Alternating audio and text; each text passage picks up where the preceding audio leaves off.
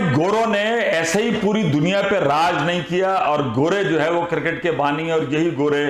پاکستان میں اس وقت موجود ہیں، ملتان میں، جہاں وہ ٹیسٹ میچ میں پاکستان ٹیم سے نبرد آزما ہیں۔ اور اس میں اگر ہم بات کریں تو انگلینڈ بھائی ان کے پورے جو ان کے سابق کھلاڑی ہوتے ہیں نا، وہ بڑی محنت کرتے ہیں۔ وہ ان کے سابق کھلاڑی یہ نہیں کرتے کہ ریٹائرمنٹ کے بعد نا کسی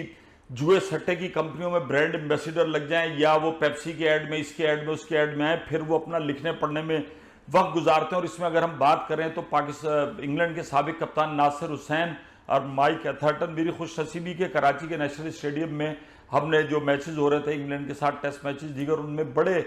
دنوں تک ان کے ساتھ میڈیا باکس جو ہے وہ شیئر کیا۔ اور کیا مطلب مائک ایتھرٹن اور ناصر حسین اتنے کول اینڈ کام میڈیا میں، کراچی کے میڈیا ہر جگہ جہاں وہ جا رہے ہیں، ملتان میں بھی آ کے ڈائریاں لے کے، لیپ ٹاپ، اور کام کرتے رہتے ہیں، ریسرچ کرتے رہتے ہیں، پڑھتے رہتے ہیں۔ بلکہ بڑا دلچسپ واقعہ ہوا کہ مائک ایتھرٹن جو ہیں وہ ڈریسنگ روم میں نیشنل اسٹیڈیم کے اپنا چشمہ ڈھونڈتے رہے، پھر واقعی وہ لگا کہ اتنے محب ہے، پھر تھوڑی دیر بعد ان کو احساس ہوا کہ وہ چشمہ انہوں نے آنکھوں سے اوپر بالوں میں ان کے پھنسا ہوا تھا۔ پھر بہت ہنسے اور کہنے لگے کہ یہ عمر کا تقاضا ہے، لیکن ایسی بات نہیں ہے۔ حالیہ دنوں میں آپ یہ دیکھیں کہ مسئلہ پاکستان کرکٹ کا، پرابلم پاکستان کرکٹ کی گہرائیوں میں گر رہی ہے پاکستان کرکٹ میں، لیکن اتنی دور رہنے والے انگلش کرکٹر ناصر حسین کس طریقے سے پاکستان کرکٹ کو دیکھتے ہیں۔ اور انہوں نے اسکائی سپورٹس پہ جو بات کی، مائک ایتھرٹن نے جب ان سے سوال پوچھا تو بھائی انہوں نے کہا کہ مجھے سمجھ میں نہیں آ رہا کہ پاکستان کرکٹ بورڈ کس طریقے سے چلایا جا رہا ہے۔ اور انہوں نے جو پھر پرخچے اڑایا، انہوں نے کہا کہ مسئلہ شاہین نسیم کا نہیں، پی سی بی کا مسئلہ ہے۔ جو محمود بھائی جیسے، محمود بھائی کی تو چلو کوئی اوقات نہیں ہے نا، اور بھی جو لوگ بول رہے ہیں، بھائی جو ناصر حسین کہہ رہا ہے پی سی بی والوں، خدا کے واسطے اس سے سن لو، اور میری ویڈیو، اور جو صحیح لوگ بات کرتے ہیں ان کی ویڈیو نکال کے دیکھ لو، تو کچھ نہ کچھ ریزمبلنس تو ہے جو ناصر حسین کہہ رہا ہے۔ ناصر حسین نے کہا کہ مسئلہ بابر، نسیم شاہ کا نہیں ہے، پی سی بی کا ہے۔ اور آگے انہوں نے کیا کہا کہ 27 سلیکٹر چینج کیے گئے، سربراہان پی سی بی کے چینج کیے گئے، کئی کپتان چینج کیے گئے۔ اس طریقے سے دنیا میں کوئی ایک تجارتی ادارہ بھی نہیں چلایا جاتا۔ آپ پاکستان کرکٹ بورڈ کس نہج پہ چلا رہے ہو؟ انہوں نے کہا یہ کہاں ہوتا ہے کہ ایک ٹیسٹ میچ کے بعد آپ نے بابر اعظم جیسے کھلاڑی کو ریسٹ دے دیا، کم سے کم سیریز ان کو پوری کھلانی چاہیے تھی۔ اس کے بعد جب آپ کی بہت زیادہ کرکٹ بورڈ میں تبدیلیاں ہوں گی، اتنے چیئرمین جائیں گے، اتنے سلیکٹر جائیں گے، اتنے کوچز جائیں گے، تو طویل مدتی پلان جو ہوتا ہے نہ آپ اس پر بنا سکتے ہیں، نہ آپ اس پر عمل کر سکتے ہیں۔ جو بھی کپتان کوچ یہ آتا ہے اس کے ذہن میں ایک لائکنگ ڈس لائکنگ ہوتی ہے، وہ آؤٹ آف دا باکس جا کے بالکل نہیں سوچتا۔ لیکن میں یہ ماننے پہ تیار نہیں ہوں،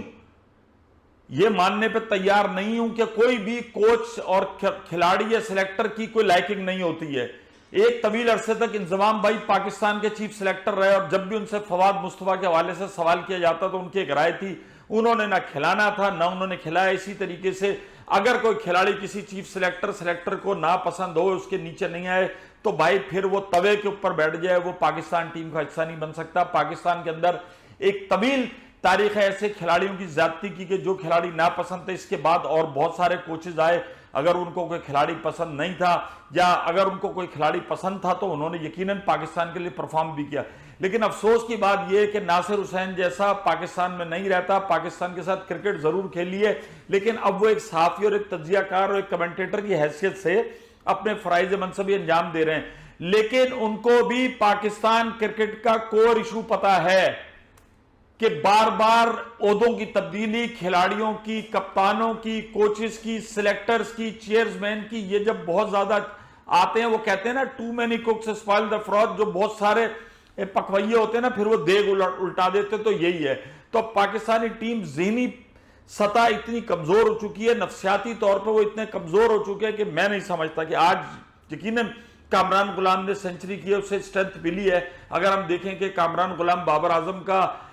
سبسٹیچیوٹ ہے تو یقیناً سینچری کر دی ہے، لیکن ابھی طویل مدت ہی ہمیں دیکھنا ہے۔ اور پاکستان کرکٹ اپنے پیروں پر اس حد تک کھڑی نہیں ہوگی جب تک آپ کی ایک بڑی پالیسی نہیں ہوگی، طویل المدتی پالیسی نہیں ہوگی، لوگ آئیں جائیں، ایک کم سے کم 5 سال تک تو کوئی سلیکشن بورڈ رہے، کوئی پی سی بی کا چیئرمین رہے۔ مطلب پاکستان کا جو پرائم اسپورٹ جس سے پاکستانی محبت کرتے ہیں، اس کو آپ نے کسی کے اس پہ چھوڑا ہوا ہے کہ